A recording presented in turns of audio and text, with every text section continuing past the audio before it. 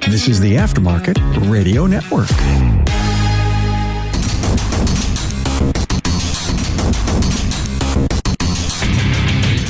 Welcome, everyone, to yet another episode of Diagnosing the Aftermarket A to Z. I'm Matt Fonslow, and today we're welcoming back Margaret Light. She is a therapist, marriage and family therapist, and it's pretty fitting considering the last few episodes that have been coming out to bring her back on. And I think there's a very important question to just start right out with. But before I do that, I would like to take a second here to thank our sponsor, Napa Auto Care. How does Napa support your auto care center through national marketing? Napa will build upon the already successful Know How for All campaign and promote auto care offerings and services to our do-it-for-me customer with support through sales driver promotions, optimize targeted media in local markets and proven channels, give your repair facility an online presence on the Napa Online, generating millions of views per month. If you are interested in partnering with Napa Auto Care and capitalizing on the Napa Know How for All national marketing campaign, contact your servicing Napa Auto Care parts store. All right. So welcome back, Margaret. Thank you so much for coming back on.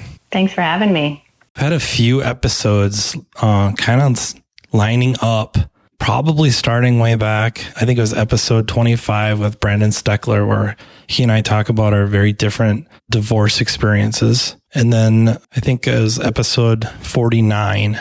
You and I did the one on technician suicide. And then just recently, episode 56 with Brian Pollock and Paul Danner. Brian talked about a kind of a real hurdle him and his wife overcame together involving forgiveness. And they all seem to kind of correlate with a kind of a seed that you planted in our episode concerning suicide, and one of the big contributors of that being a higher than normal divorce rate. You know, Brandon and I are talking about our divorces. Brian talking about what could have really ended up being a divorce, and a kind of a common thread, at least between Brian and myself, and then a lot of other people I know that have been divorced. And it would be super easy to sit here and just say it seems to be men. It's a male-dominated profession right now, so it is overwhelmingly men. But one of the common threads seems to be I was blindsided.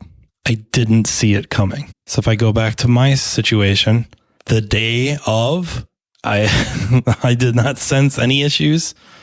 It may be TMI, but we were intimate. And then she just didn't come home that day. I don't know about Brian's specific, like that specific, nor is it that important, but similar situation where, you know, he thinks everything's just fine and dandy, comes home one night, she breaks the news to him and really didn't see it coming. So I guess I want answers. That's why you're here. I want answers. Right. I actually think there is some truth to that, right? So when we look at the stats around who in relationships actually initiates a divorce, there's some truth to this idea of it's primarily women doing that. So when we look at kind of divorce rates, everybody's sort of familiar with this idea of 50% of marriages end in divorce. But we need to break that down a little further to actually understand what that means. So specifically, 41% of first marriages end in divorce, 60% of second marriages end in divorce, and 73% of third marriages end in divorce. So they're not learning from their mistakes. Correct. Yes, that is the theme there. With that being said, up to 70% of divorces are initiated by the wife. And when in a couple, the wife is college educated, that number jumps to up to 90% of divorces are initiated by the wife. So there is something happening there, right? And then even when we look at who regrets a divorce after it happens, roughly the estimates are 39% of men regret a divorce compared to only 27% of women. I would have thought that number would have been higher across the board. Just in general, not that I interact with so many different people, but it seemed like a common thread that a lot of them in retrospect were kind of like, geez, you know, this is salvageable. This was, if I would have just put in a little effort, if we would have worked together, it would have been just fine. I don't know the number. Some studies about people that did work through their differences at the end were significantly happier, not only than, you know, before, but also compared to other people that didn't. So people that ended up getting divorced after whatever this time period was, 5 years, 10 years, the people that stuck it out, worked together, were much happier than those that gave up. Right. And so when we look at this idea of men being blindsided by a divorce, there's a lot of things that go into that. One of the big ones we look at is most couples on average, and this is an average, so this isn't true for every couple, but most couples are waiting almost too long to seek some type of help with their marriage. So the average is 7 years. By the time someone ends up in my office, on average, they've been in distress for 7 years, which is a long time. It's a long time, and it seems to be a number. You have the 7-year itch, right? Which not only was a movie, but it's like a thing. I would say that my first wife, our first rough patch, was at that 7-year mark. And I think Brian, if I recall, his issue arose around the 7-year mark. Is there a theory as to what contributes to that? Is it something where it took that long to hit that limit and just, the threshold was broken and enough is enough? Or is there more to it than that? So when we look at sort of the life cycle, so to speak, of a relationship, the first couple of years tend to be relatively easy in that it's that kind of quote unquote honeymoon phase, right? And so a lot of our research on relationships kind of indicates that by the time that 7 years of marriage or just being together hits, we've kind of moved through the honeymoon phase, right? We started having some real conflict. And this is the part where it's the first 7 years where divorce is the most common.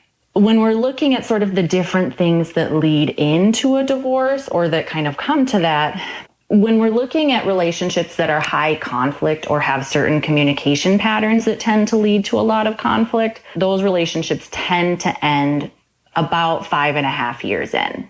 When we look at relationships where there's not as much overt conflict and there's more avoidance of conflict and maybe just lack of emotional connection, those relationships end too, but they last a lot longer. So those tend to end on average about 16 years in. Wow, 16 years. Right, which is a long time to just, again, be disconnected from a spouse. And yet it tends to be easier, apparently, for people to tolerate disconnection than kind of this overt conflict thing that happens.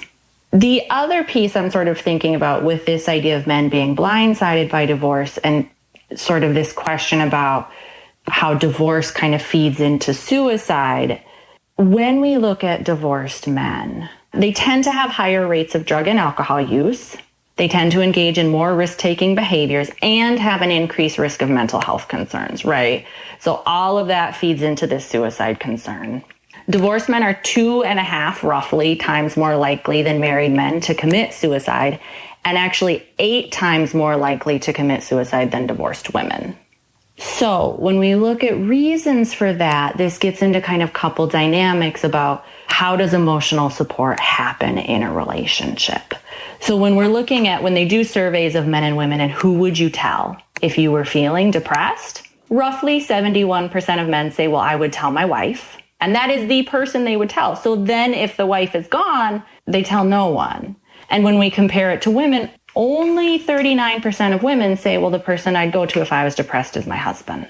So there's a little bit of a thought of women tend to serve as the primary social support for their spouse more than the other way around, right? So when we do surveys of this, 66% of men name their wives as their primary social support, 21% name friends, and 10% say, well, I have no one at all. I mean, I guess I hope these questions don't steer anything, but I'm kind of torn about the reasons for that. Specifically why women wouldn't go to their spouse or their significant other with these feelings. And because often we hear we don't listen. We're problem solvers, especially in this profession. You come to me with a problem. I listen enough to try to figure out the solution. And that may not be what they want. And so they're just kind of like, he's not going to listen to me. So why waste my time? And then how much of that is just basic social programming or, as a woman, that's just not something you would do through, I have a doubt about it being instinctual, but just over time, growing up in an environment, you're kind of programmed that is not where you go with these problems. You go to presumably friends or coworkers. I don't know. No, I think it's a really good question because it gets into what are the reasons people give for getting a divorce, right? So if divorce is this thing that women tend to initiate, there's this question of, so what are women saying is the reason they're requesting a divorce? So there's the sort of usual stuff that we expect, which are things like problematic alcohol or drug use, affairs, abuse, domestic violence, money issues, too much conflict, right? There's that stuff. But then there's the more kind of specific stuff that's also a little harder to nail down, which is this idea of my emotional needs aren't being met. And that means a lot of things. So in surveys of women who have initiated a divorce, they talk about things of, well, my spouse is indifferent to my feelings or kind of cluelessness about how I feel. There's a lack of maybe reassurances or small gestures to say that I matter. There's a lack of affection, a lack of romance, a lack of appreciation or closeness. And those are kind of hard to conceptualize sometimes for folks of like, what does that mean? I bought you flowers 2 years ago for Valentine's Day. I mean, come on. Right. So John Gottman is a big relationship researcher. And essentially what he did was study couples who are happy and who do well in relationships and study couples who are unhappy or who relationships end. And then he essentially found a way to classify what do happy marriages include. Was he the one that did a study with couples that he'd observed them in a discussion with like a counselor or a therapist? And he count the number of eye rolls? Yes. Predict within, I mean, it was within an absurd 91% accuracy. Yeah, exactly. If the relationship was going to last based on the number of eye rolls. That's real. And eye rolls are a symptom of contempt. You know, shocker, if you have contempt for your spouse, you're probably not creating an environment where anything good is happening. There's a lot of people listening to that right now going, Matt has a lot of contempt for everybody. I guess that's a thing you get to figure out. So Gottman, right, did this research, figured out what are happy couples doing. And he really found this way to really teach people what emotional skills do you need in a marriage. A good enough marriage that someone wants to stay in it and is generally happy, right? We're not creating perfect marriages here, but there is this idea of what's good enough. And so he identified these 4 communication patterns that tend to lead to divorce. And it's this 91% accuracy, right? And he's also the one who kind of gave this number of the first 3 minutes of a conversation dictates the rest of the conversation, how well or how poorly that goes. So it actually matters a lot how you talk to each other. And everybody and their brother is convinced that they are the one doing excellent communicating and their spouse just sucks at it. And everybody and their brother is wrong. That is how people are. It's kind of almost a perfect example of Dunning-Kruger in a relationship where I'm the one doing all the work here. I'm the one who's in the right. I can't believe you're not listening to me. I can't believe you're not acknowledging all the effort and stuff I do. Yes, and that's contempt 101, right? Contempt is sarcasm, it's cynicism, name calling, eye rolling. You're such an idiot. I can't believe you would think that. What's wrong with you? See, I don't say that specifically. I imply it. That's not any better. I really only speak in sarcasm. So what you're saying here is there's like a 100% chance I'm going to be in that 60% range. Well, that's unfortunate for you. And the way you counter contempt is by figuring out how to show your spouse appreciation. Bought her flowers a couple years ago for Valentine's Day. That is not sufficient. Sorry. I think I told her she looked nice. It's probably a few months ago. Right. Yeah. So here's another number for you because Gottman likes numbers.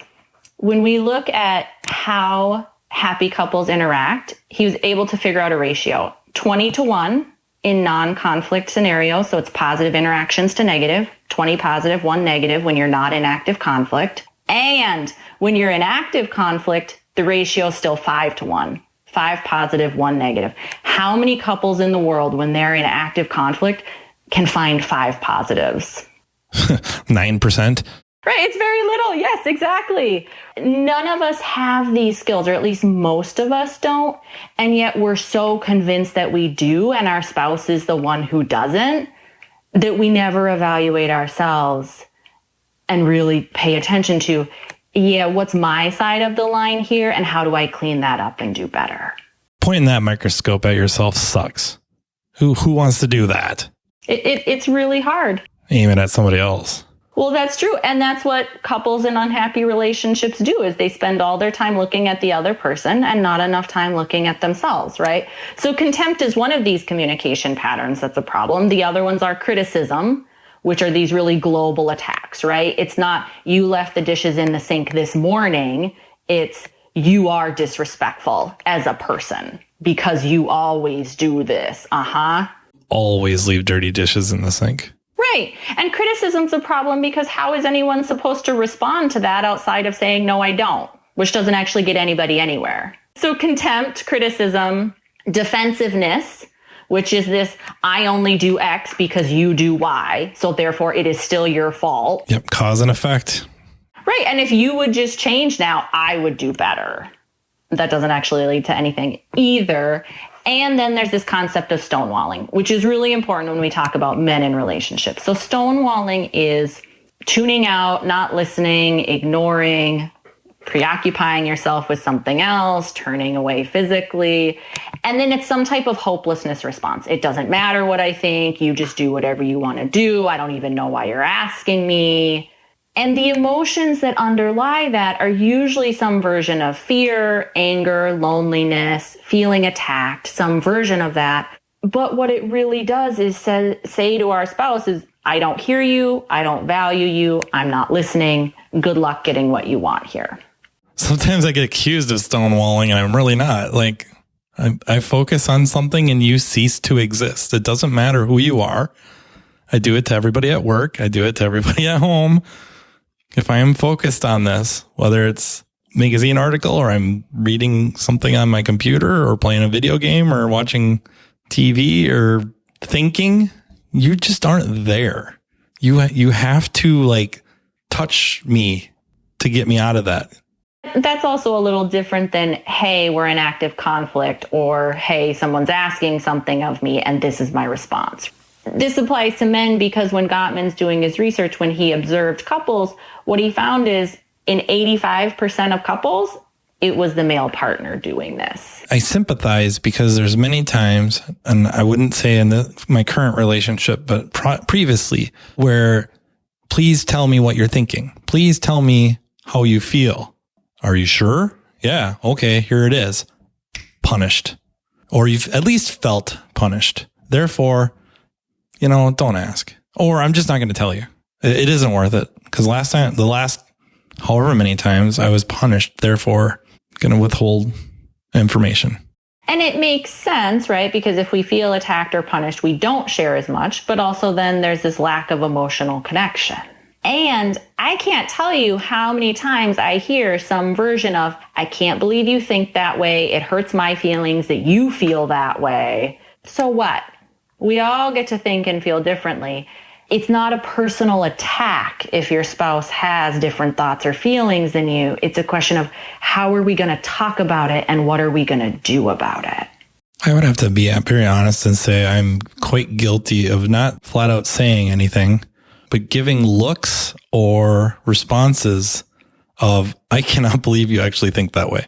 I cannot believe that you believe that's true. Just almost a shocked look, disgusted look of, you really think that way? Really? And right, with any of these communication things, we all do them sometimes. The issue isn't, do they exist? Because they all exist for all of us. Sometimes the question is, what is the prevalence with which they are in our relationships? If it's sporadic, it's easy to kind of overlook it, right? If it's all the time or every day or in every conflict, that's a lot bigger problem. And so, every therapist in the world has different terminology for this, but Gottman calls it either positive sentiment override or negative sentiment override. And that gets into this question of divorces too, right? Do I generally feel positive about my spouse and my relationship, or do I generally feel negative? The point at which you generally feel negative about your partner, you're in a lot of trouble, because I don't know how to have a relationship with someone if you fundamentally don't like them or can't appreciate them or think the vast majority of what they do is stupid or wrong or XYZ, whatever. And I think this is part of this blindsided thing too of You have two different people in a relationship with two different sets of thoughts and feelings and needs, right? It is possible for one person in that relationship to feel good about the relationship and think everything's okay or good enough. And it is possible for the other person to be downright miserable. And that's when we get into this question of attunement. Do you know your spouse? Do you know how they feel about you? Do you know how they feel about the relationship? And do they know if they think you are responsive to their concerns? Napa Auto Care was top rated in a national survey by consumers of car repair in the chains and independent repair shops category. Ratings were based on courtesy, timeliness, quality, price of repair, and percent of times the problem was fixed on the first visit. Napa Auto Care is the only banner program to make these ratings. Consumers are familiar with the Napa Auto Care brand, and you can benefit. Napa Auto Care has the largest network of independent professional shops in North America, with over 17,000 locations. Your independent repair facility can join this network and be supported through Napa's national marketing with the already successful Know How for All campaign, which promotes auto care center specific offerings. You get support to promote your local repair facility with targeted media in local markets and in proven channels. Utilize a full calendar year of promotions with Napa Auto Care sales driver promotions that are 100% fully funded by Napa. This includes free email marketing, digital and print point of sale materials. Connect to their national presence by co-branding your locally known brand with the already nationally recognized Napa brand. Partner with Napa Smart Sign to educate customers with engaging videos that tell the why behind a needed repair or service. You can access and edit digital menu boards, template builder tools, social media feeds, and integrations with other auto care program elements. Offer a credit solution to customers with Napa Easy Pay consumer financing. Stay top of mind with your business's name embossed on the credit card. Have an online presence when consumers search for a local repair facility on Napa Online, which generates millions of views per month at no additional cost. If you are interested in partnering with Napa Auto Care and capitalizing on the Napa Know How for All national marketing campaign, contact your salesperson or servicing Napa Auto Care parts store. At some point, there's only so much you can know. I think there's only so much you can know. If she is feeling like she's dying in this relationship, that is, she is no longer herself, whatever, she's resenting me and all that. But I have tried being indirect asking and then point blank asking. And I don't know why I would ask. Let's just say there's a couple things maybe I pick up on. Not thinking she's thinking the end of the relationship, but that she's unhappy or down about something and maybe not even thinking it has a thing to do with me. And if she doesn't say anything, it's hard to feel like you can step back and try to assess your contribution to anything because you may not even know you're involved.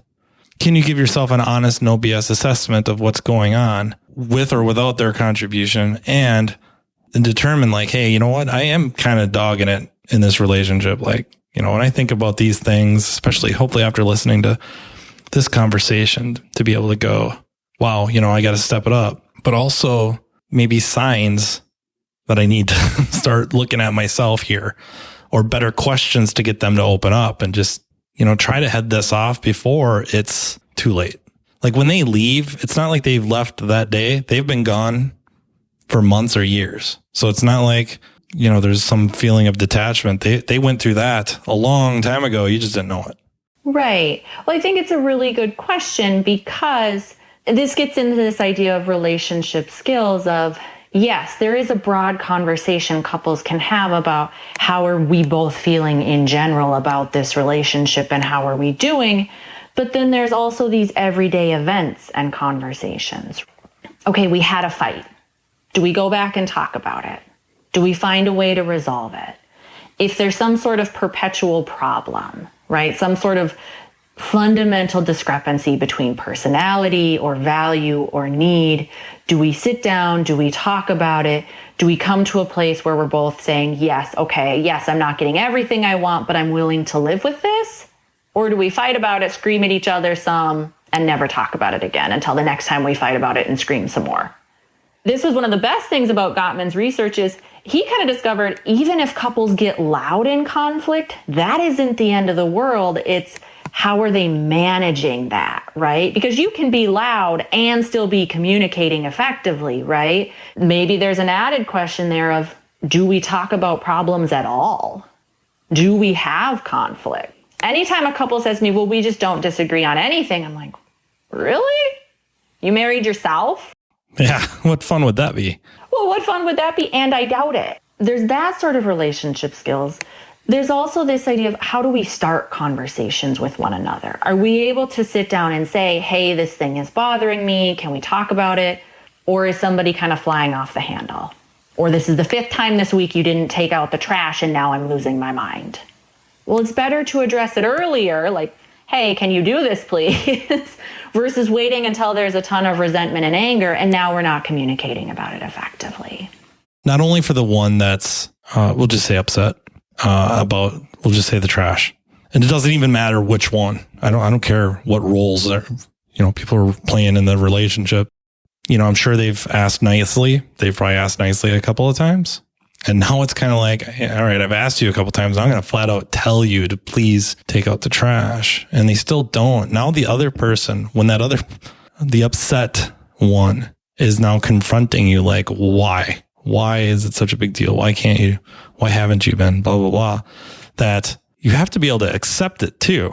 You can't go on the defensive. You can't, well, let's get this over to here where I know you're wrong and I can justify all this. Like, let's steer this, argument to where I have the advantage. You got to be able to take it too. You got to be able to step back and go like, hey, you're right. I hate taking out the trash. Come to a solution like, well, okay, you're an adult. Take out the trash. Whatever it is, or you switch roles or switch jobs, whatever. But it just seems a lot of times we put each other in these no-win situations that really you can't win. Like, I'm trying to do the right thing. I'm trying to use my I feel statements. I'm trying to be nice. I've worked up to the point of where now I'm a little ticked off that I have to do this. And now I feel like I've been put in this position and now it's turning into this big to-do and I can't win. Both probably feel like I can't win. Well, right. Yes. And right, this idea of being able to give an honest assessment of sort of your role in the relationship. It's the difference between saying, well, I've been really busy and here's a million reasons why I haven't done this, which can be true, but may not be inherently useful in the moment, versus you know what, you're right. You've asked me 3 times. I haven't done it. I'm sorry. Let me go do it right now. That doesn't mean you can't go back and have the conversation later about, hey, you know what, this really didn't work for me, or on these weeks when XYZ is going on, I can't do this, because you totally can. But it's in the moment when someone's bringing you a complaint, how are you responding in that moment? Do they know you're taking them seriously? Are you being responsive? Are you tuning in? It's this idea of when you're upset, I drop everything and pay attention. I do all that. I just lead into it with eye rolling first. With a lot of contempt first. Yeah. Yes, good. I roll my eyes, then very focused on what you're saying. There's a lot of kind of soft relationship skills that play into this idea of emotional needs and do I feel connected to a partner? And I think this is kind of the other half of where couples get into trouble sometimes is we're all imperfect. When one of us makes a mistake or we're frustrated and now we have to make a repair, culturally, we are terrible at figuring out how to make a repair to someone who is either upset with us or has been hurt by us or has some type of negative, difficult, big emotion towards us, right? And on the flip, we're not necessarily the best about accepting those repair attempts either. If your spouse says, I'm really sorry, and then you keep going and berating them about how you can't believe how dumb they are, not super helpful. And why would anyone apologize to you then if that's the response they get? Or earnest, heartfelt apology is not good enough. Now, what else is there? Like, you would have to accept the apology and then wait for the action, the follow-up action down the road. But no, sorry is not good enough. We're horrible about that. I think the media, like our entertainment media, there is not a ton of very good example set anymore. Everything's got to be so dramatic. It just seems like, it used to be, the saying was, art imitated life. But I think because our art, mainly entertainment, TV, movies, stuff like that, maybe to a degree music, but really movies and television, life is starting to imitate art in the households. Yeah, I don't know. A show that showed people working through some problems in a healthy fashion probably wouldn't last a season, but the examples of people working stuff out, even if it's a little messy working it out, like not some perfect, we had an argument and then 15 minutes later we sat down and held hands and discussed it and it was so much better afterwards. Even if it wasn't really that, it was the course of a few days or a week. But ultimately, you got to where you needed to go. We don't see examples of that. Right. Very much so. And one of the absolute worst things we can do for anybody we're in a relationship with is evoke a sense of hopelessness in them. I can't make it better. I can't help you. I can't live down this mistake. I can't fix it. That is a terrible place to sit in.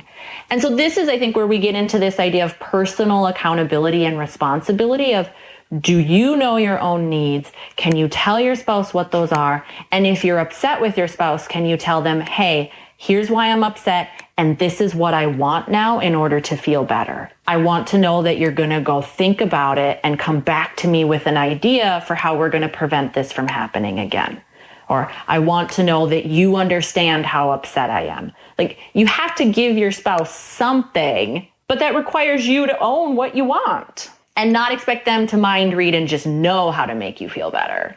Yeah, it's not so much comical, but there's a lot of stuff we're talking about here that mimic running a shop, like as an owner or a manager. If you can't give your employees a long-term plan where they're feeling hopeless, like this job is going nowhere, they're out. It's kind of the same thing in the relationship where I feel like this relationship's going nowhere. That sense of hopelessness, like I'm going to be stuck feeling this way or worse for the rest of my life. That's no bueno. Right. And so when we look at predictors of divorce from a research standpoint, there's 4 big ones, right? The problems are viewed as severe. The couple is leading parallel lives and there's not a ton of connection anymore. You aren't doing things together. One or both people feel lonely and talking seems useless, and or you try to solve problems by yourself. I don't think it matters whether that's a friendship or an employer or a relationship or anywhere else. If that's what the theme is in that scenario, nobody's interested in staying there. And yes, good relationship and communication skills. It doesn't matter if it's your marriage or at work or with coworkers or with, the jerk at Aldi. It's going to get you farther than not having them. So the other big relationship skill we talk about when we're looking at how do we prevent a relationship from getting to the point where a divorce is feeling like it's the only option for someone is this idea of accepting influence. So not being so stuck in how you think it should be that you're completely immovable. When I think about that, the expectations stuff, it makes me think of like the National Lampoon Vacation films. It's namely like the first 3, right? The Vacation, European Vacation, and then Christmas Vacation, that Clark consistently sets himself up for huge letdowns because expectations of himself and everybody else are so high. And it has to play out this certain way or it's an epic fail. I don't know if people are watching these movies kind of paying attention to that. Of course you're laughing, but sometimes there's some really good themes going on you got to pay attention to and definitely see how when you have certain expectations of how something is going to play out from as little as a daily activity with your significant other to a date, you could be really setting yourself up for some major letdown. And then like it's for whatever reason, it just starts building that resentment. Like it sticks in the back of your head. You're not consciously thinking of it, but it pops in from time to time. Like, I remember that one time we went on a date and he didn't even hold the door open for me or, he sat down first, something like that. Resentment's a relationship killer. So being able to know what you want from a scenario and tell the other person what you want so they have a chance of actually providing that is hugely important. Pause for a sec. I got a dog out in the street. Oh, good luck. Luckily, they listen better than my wife. Mine don't. Tracy's going to make sure that stays in there. Anyways, I think expectations is kind of where we're leaving off, or I left off. Knowing what you want from a scenario and then being able to communicate that to a spouse in a useful way. Also, being able to accept if your spouse either can't or isn't willing to provide everything you want, right? So that's the other big thing that we see a lot of in long-term relationships is this question of any long-term relationship we're in is going to meet certain needs and not meet others. And so sometimes where resentment happens is instead of sort of coming to terms with the fact that this relationship isn't going to meet, X need over here, we just resent, fight about it. And it just turns into this giant thing versus how do we sort of grieve the loss of not having that need met, so to speak, accept it and move on. How much of that do you think springs from a feeling of maybe false pretenses given? Meaning, we kind of talked about the first 2 years, kind of a quote unquote honeymoon period where things are easy. And you do kind of do whatever. And you've had the dating phase. Maybe you've lived together, maybe not, whatever. It's not really that important. But all these important needs that maybe you don't even think about as being needs are being met, whatever those are. Conscientiousness. I don't mean mystery so much like spontaneity, random gifts, random acts of kindness even. And then after 3 years together, 5 years together, those wane, and they probably would naturally. But then you have those conversations where it's like, hey, I'm not saying you have to do that so often, but I do kind of miss some of the spontaneity, like just a random something. And maybe the first time, it's like the next day they do something nice, like the very next day. And it lasts for a little bit and then trails off. And then essentially it's like, yeah, you know what? I just don't want to anymore. That seems like that could breed a terrific amount of resentment because I felt like I was misled. And not me specifically, them, whatever. I could see how that could really be a big issue. It's like, this is something you did freely before. And I kind of assumed it would be, maybe not at the same frequency, but still kind of there throughout our relationship. And that was important to me. And because it was being met, I didn't bring it up in like our little meeting before we got married of like, well, these are my expectations and let's see if they correlate. It was just kind of assumed. I could see how that would breed a terrific amount of resentment. Now it just amplifies everything. Everything else wrong, just... Yes, early on in relationships, we do tend to be more attentive to our spouses. And this is where these good communication skills come in, right? And that personal ownership stuff of, are you recognizing your own needs? Are you recognizing what needs aren't being met? And are you able to say to a spouse, hey, I want X. What can you provide? Right? And can your spouse be flexible enough to say, you know what? Yes, I can do X, Y, Z. Here's the thing I can't do. Can you live with that? A lot of times we don't have those conversations where there's a lot of honesty about, yes, I'm willing to do X, Y, Z, and here's the things I'm not willing to do. You get to now make whatever choice you need to make based on that information, right? Because I hear couples all the time, they'll make promises where they kind of in the moment know they're not going to do it, but they promise it anyways. And now not only have you promised me something that you're not going to do, so I'm going to be disappointed, but then if it ever comes out that you knew you couldn't do it in the first place, now you've also lied to me. And I think there are these assumptions that happen around sort of the cultural story we tell ourselves about, well, when I find a good match, they're just going to meet my needs. They're just going to know. And that isn't accurate. That isn't true. Even in the happiest couples that have really good relationship skills, there is no mind reading. You have to be able to communicate and negotiate those things together. I guess we can all figure out pretty quick which needs shouldn't be met probably outside of a relationship, but there are a great many of them that if they're not met within the relationship are easily met outside of it through friendships and whatnot. It's odd sometimes that how much importance it is that this need be met in this relationship. There's things we can talk to our wives about. There's stuff we do not talk to our friends or coworkers about. Right. That conversation gets into this idea of what is reasonable to ask from a spouse, and does your spouse have the skills to say, nope, here are the things I can't do for you. And then what does that mean for the relationship? It's rare it's going to be just one person ever. Right. Can we go somewhere and acquire some of these tools, acquire some of these skills?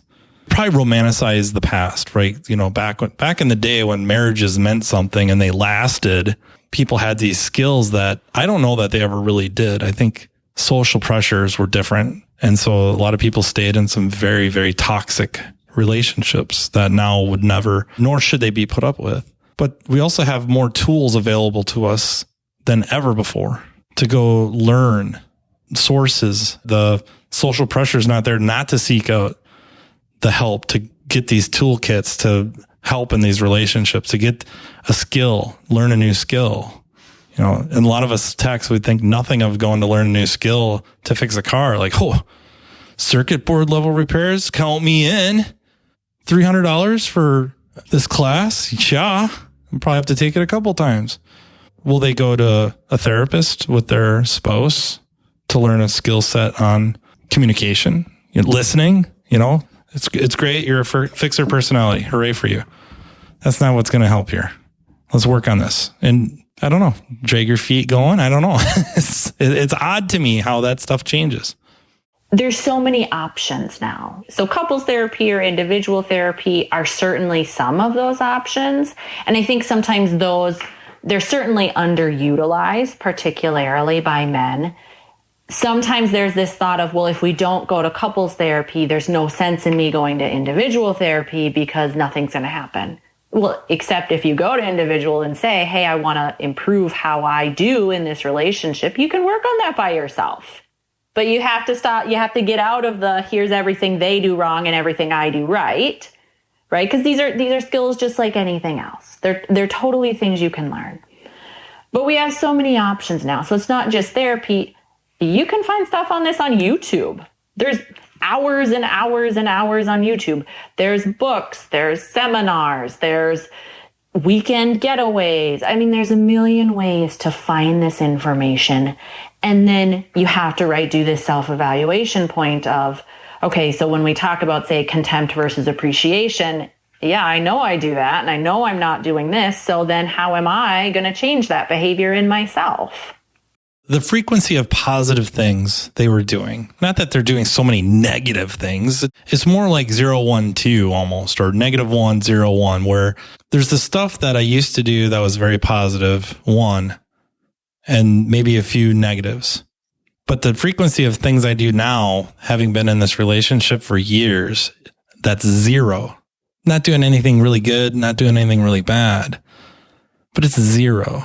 Over time, I just wonder if the frequency of that goes up because both are coming off the honeymoon period high and just not feeling as, I don't know if fulfilled is quite the right word, but just happy, charged. It's now, sometimes it seems like it's a job. Now the work comes in. It should be kind of a labor of love. I don't even mean like figuratively, like it really should be at some point. They find when they do work together on these, whether it's individually or together via videos or going to see a therapist, that now because of your overall happiness in the relationship, if only the optimism given by you're both working on it together allows the +1 frequency to increase because it's easier to do. Hope will keep people in a relationship. Hope says, okay, it's not great now, but it could be better tomorrow, and I'm willing to wait for that. And sometimes what happens is, part of the honeymoon effect is this idea of novelty. It's new, it's exciting, we get all sorts of oxytocin and happy chemicals, and that's great. Sometimes what I see from couples is it's not only that the honeymoon effect wears off, it's that then we get complacent and we stop thinking about the relationship. long-term satisfying relationships don't just happen. You have to put a lot of work into them. It takes work. It takes intentional thought and effort. They don't just magically appear. But that's not what it was like in that movie. Yeah, that's rough. Jeez.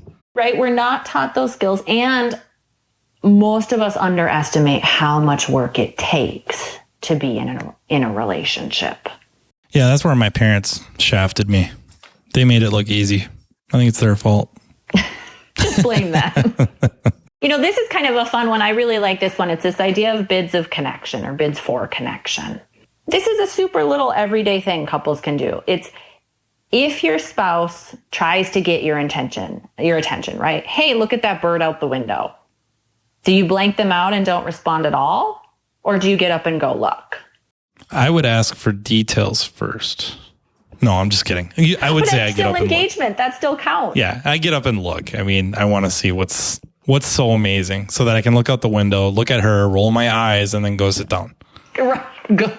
That's the play here. Yeah. I don't know about that.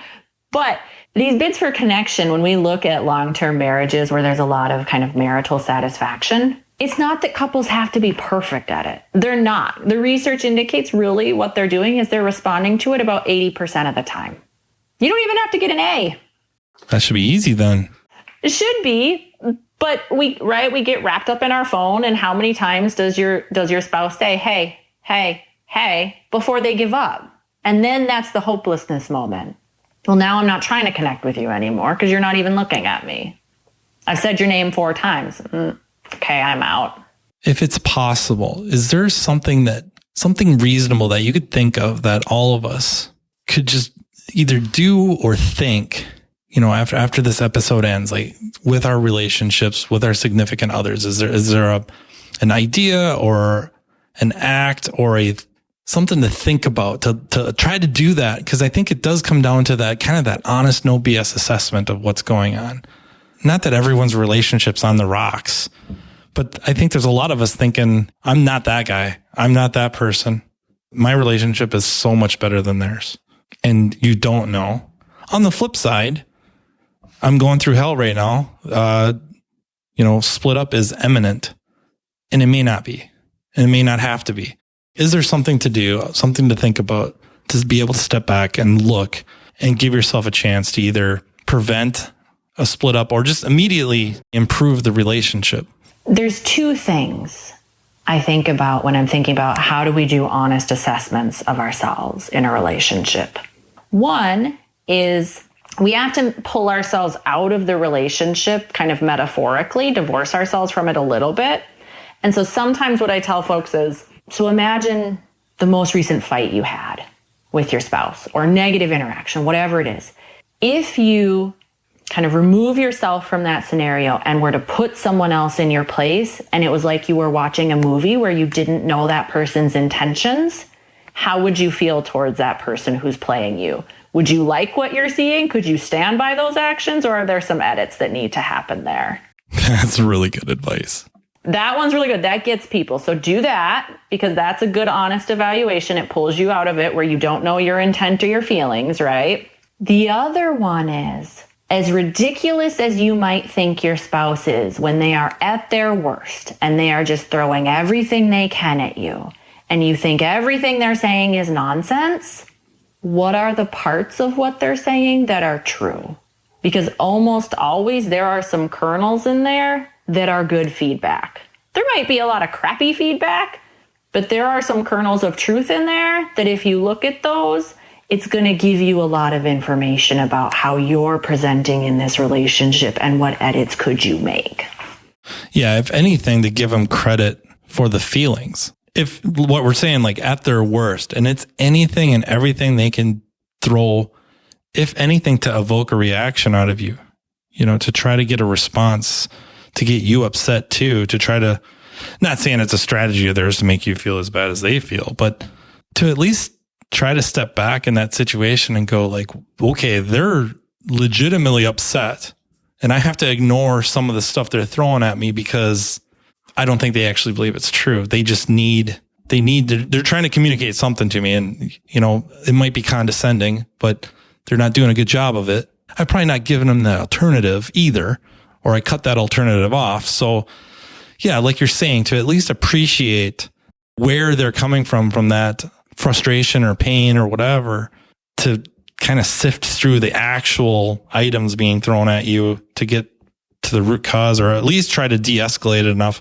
You know, later on, you can have a real discussion about it and get to the source, or at least work your way towards the source. Right. It's the difference between putting up a wall versus like mosquito netting, right? A wall lets nothing in. Mosquito netting, we still get some stuff. So play it like a movie and pay attention to your boundaries and your walls. Again, not to always just reference it back to the shop stuff, but really, if the customer is standing in front of you, screaming at you, part of them screaming at you is they are giving you the opportunity to make it right. If they didn't want anything to do with you, they wouldn't be back. So they're screaming at you to make it right. And even if you know what you did wasn't quote unquote wrong, you have to appreciate their frustration and fear that they just got taken. And the same applies to that relationship, to your significant other or spouse. They're screaming at you. If they were done, they wouldn't be screaming at you. They just wouldn't be there. They'd be packing their bags, or the next day when you come home from work, they're just not there. Right? They're screaming at you. You have an opportunity to make things right. Or, you know, again, not that it's always got to be somebody's fault, to get later on, de-escalate and try to find the root cause. This has been enlightening. I really keep going here. You can point out everything I'm doing wrong, which just in this hour sounds like a lot. So I'm not going to let my wife listen to this one, I don't think. Oh, that's reassuring. She'll use it against me. Are you kidding me? I can't arm her with that kind of knowledge. No way. So we will not be doing any honest appraisals here. We will just be tucking this away and pretending like it didn't happen. My appraisals will be sarcastically accurate.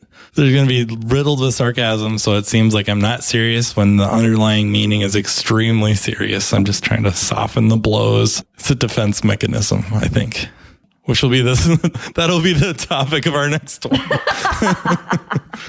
I so appreciate you coming on and talking about this. I think it's really important to get stuff like this out there, because it does correlate with those previous episodes and the stories we've heard, that this stuff affects us deeply. And this is one facet of it. And I'm just so happy to have you as not only a resource, but as a friend. Thank you for coming on and sharing your knowledge with us. I really can't thank you enough. Yeah, thanks for having me. All right. Thank you, everyone, for listening. If you have any ideas for future episodes, or you want to reach out to me, I'm very easy to get a hold of. You can find me on social media. You can also email me at mattfonslopodcast@gmail.com. And I would also just like to thank Margaret again. Thank you, Napa Auto Care, for sponsoring. Thank you, the Aftermarket Radio Network, for really making this all possible. And until next time, take care. You've been listening to Matt Fonslow, diagnosing the aftermarket A to Z on the Aftermarket Radio Network. Follow Matt on your favorite listening app. He's very interested in what you have to say. Let him know what you'd like him to cover and come on the show. Matt is all for advancing the aftermarket. Find Matt Fonslow on social media and connect, or on aftermarketradionetwork.com.